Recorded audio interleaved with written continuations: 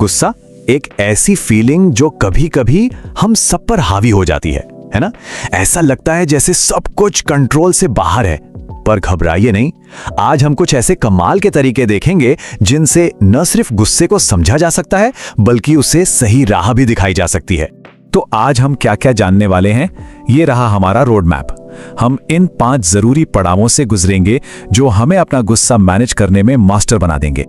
चलिए सबसे पहले उस पल की बात करते हैं जब अंदर का पारा एकदम चढ़ जाता है। वो जो उबलने वाली फीलिंग होती है ना, उसे थोड़ा करीब से समझते हैं। कभी हुआ है ऐसा कि किसी बहुत ही छोटी सी बात पर एकदम से दिमाग गर्म हो गया हो? हम सब ने यह महसूस किया है। कभी कभी जरा सी बात भी बहुत बड़ी लगने लगती है। जरा टिम के बारे में सोचिए। बेचारे ने कितनी मेहनत की, रात रात भर पढ़ाई की और फिर भी टेस्ट में मिले सिर्फ 60%। गुस्सा तो आएगा ही है ना? या फिर एमिली की हालत देखिए, वो अपने ग्रुप प्रोजेक्ट के लिए इतनी मेहनत कर रही है और उसका पार्टनर है कि बस फोन पे लगा है, उसकी एक नहीं सुन रहा। कितनी फ्रस्ट्रेशन होती है ऐसी सिचुएशन में। और केविन का सोचिए, उसका जन्मदिन है और सुबह सुबह किसी ने उसे विश तक नहीं किया। दिल तो टूटेगा ही। यही वो छोटे छोटे पल हैं जो गुस्से की आग को हवा देते हैं। तो असली बात क्या है? देखिए, गुस्सा खुद में कोई प्रॉब्लम नहीं है, वो तो बस एक सिग्नल है, एक अलार्म की तरह। असली सवाल तो यह है कि हम उस अलार्म के बजने पर करते क्या हैं? तो फिर इस गुस्से की पहेली को सुलझाएं कैसे? इसका सबसे पहला और सबसे ताकतवर हथियार है हमारी अपनी सोच। चलिए देखते हैं कैसे। ये एक बड़ी सिंपल सी लेकिन बहुत गहरी बात पर बेस्ड है कि हर कहानी के कम से कम 2 पहलू तो होते ही हैं। हर सिचुएशन को देखने का एक और नजरिया हमेशा मौजूद होता है। अब जरा इस स्लाइड को देखिए। एक तरफ है गर्म सोच, मतलब हमारा पहला इंस्टेंट रिएक्शन, और दूसरी तरफ है ठंडी सोच, यानी कि एक शांत और दूसरा नजरिया। सिर्फ सोचने का तरीका बदलने से ही देखिए पूरी फीलिंग ही बदल जाती है। लेकिन क्या हो जब गुस्सा अभी इसी वक्त कंट्रोल करना हो, जब सोचने का भी टाइम ना हो? ऐसे इमरजेंसी मोमेंट्स के लिए भी कुछ इमरजेंसी ब्रेक्स हैं। सबसे पहला और सबसे जरूरी काम, बस उस जगह से, उस सिचुएशन से थोड़ा दूर हो जाइए। फिजिकल दूरी बनाने से मेंटल स्पेस अपने आप बन जाता है। कभी कभी जो अंदर गुस्सा उबल रहा होता है ना, उसे बाहर निकालना जरूरी होता है। एक बेकार कागज लीजिए और बस उसके टुकड़े टुकड़े कर दीजिए। सुनने में अजीब लगे पर यह सच में काम करता है।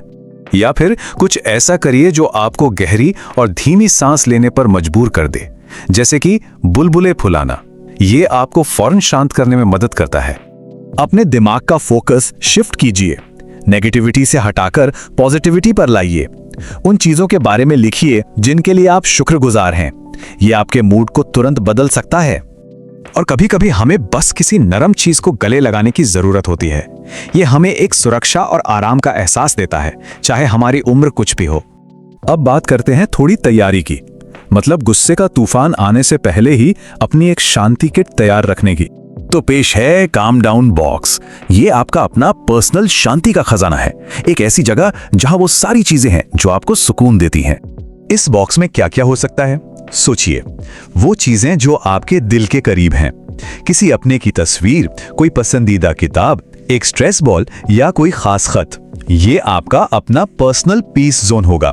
और आखिर में एक ऐसी टेक्निक जिसे साइंस भी मानता है, एक ऐसी आदत जो गुस्से के साथ हमारे रिश्ते को हमेशा के लिए बदल सकती है, और वो है माइंडफुलनेस।